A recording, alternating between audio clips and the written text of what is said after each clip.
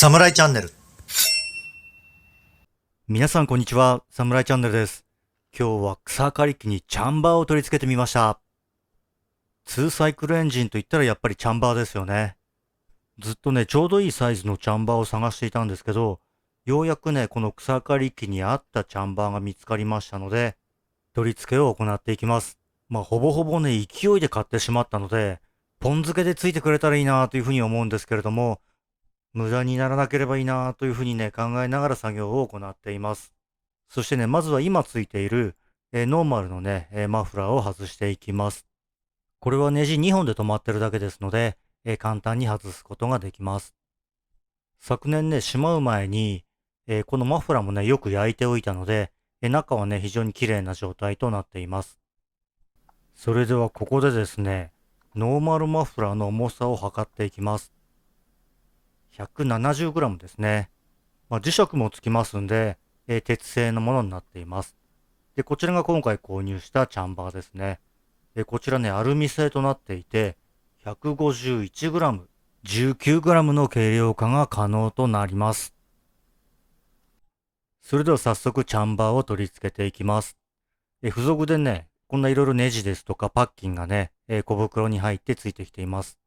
一番心配していたね、ネジがね、スッと入ってくれたので、良かったなというふうに思いました。あとはこのパイプがね、ポン付けでついてくれたらよかったんですけど、まさかのね、ネジ穴の間隔がね、若干広くて、片方を止めてしまうとネジが入っていかないんですよね。この2本のね、ネジ穴が、もう少しね、遊びを作ってくれてあったらね、ポン付けできたんですけど、仮払い器用じゃないですからね。でもなんとかね、ハマるんじゃないかな、一緒なんじゃないか、ということで、今確認をしているところです。マフラー側の方はね、入るんですけどね。ダメなのは分かっていてももう一度やってしまう。もしかしたら今度はハマるんじゃないかということでやってるんですけれども、結局はね、ハマらずにまた取り外しをします。それでですね、結局ね、削ることにしました。素材がね、アルミでできているので、ドリルでね、こすれば削れるかなと思って、専用のね、ヤスリを持っていなかったので、ドリルのね、側面を使って、削っています。ドリルが折れないように、軽く当ててね、少しずつ削っているところです。左右で合わせて5ミリぐらい削りましたかね。これでやっとね、装着ができるようになりました。ネジもね、今度はスムーズに入っていきますね。そしてね、今度は止まるぜってことでね、喜んで閉めてるんですけれども、この後にね、また一難去ってまた一難ですよ。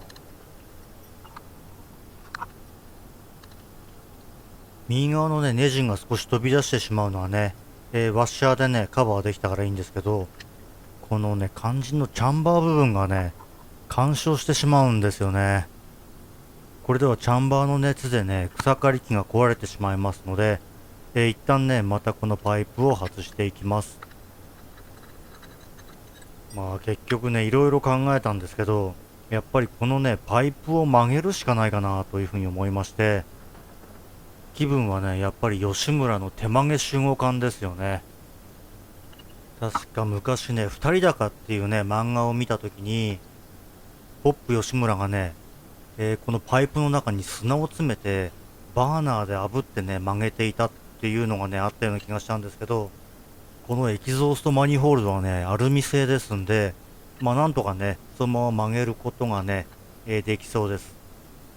そうは言ってもね、あまりバカ力でやって、このね、溶接の部分から剥がれてしまってはね、元も子もありませんので、慎重に作業を行っています。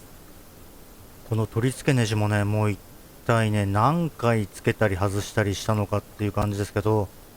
最近はね、便利な電動工具がね、ありますんで、なかなかね、ここまでね、手でくるくるくるくる回すこともね、少なくなってきてるのかなっていう感じはします。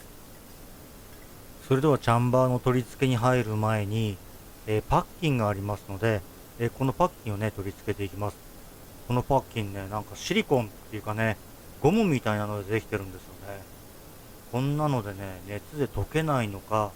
心配ですけれども、その辺はね、きちんと考えられてるんだろうなというふうに思っています。そしてチャンバーの取り付けは、引っ張りバネね、3つで止めるようになっています。そしてね、この小さい引っ張りバネはね、非常に細いんですよね。それで、その引っ張りバネをね、かける穴もね、非常に小さくて、作業がね、とってもやりづらかったですね。これだけね、苦労してもね、取り付けたい理由というのは、2サイクルエンジンというのは、給排気バルブがないので、このね、真ん中が膨らんだチャンバー形状を利用して、混合機のね、吹き抜けをね、減少させることができます。またね、その形状を利用して、燃焼ガスの排出を促進して、未燃焼ガスをね、再度燃焼させることができるんですよね。これによって軽量化や、また排出ガスがきれいになったり、パワーアップができたらいいなということで、今取り付けの方を行っています。それでは取り付けが完了しました。さあ皆さんどうですかね。結構レーシーな感じになってかっこいいんじゃないですかこれ。ただちょっとむき出しになってる分ね、やけどには気をつけなくちゃいけないかなというふうに感じました。それでは早速エンジンをかけていきたいと思います。どんなエンジン音がするのか非常に楽しみです。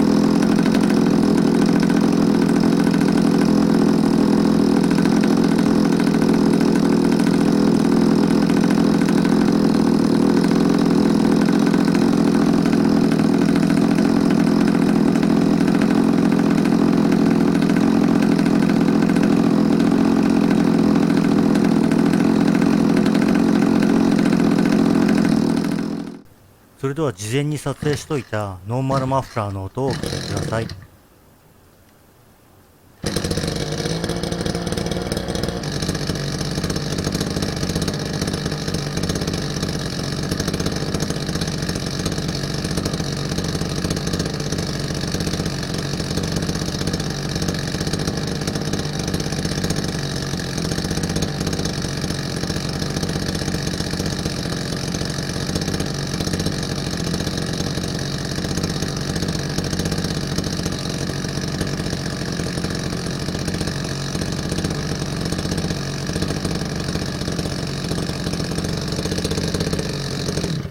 それでは実際に草刈りをして試していきます。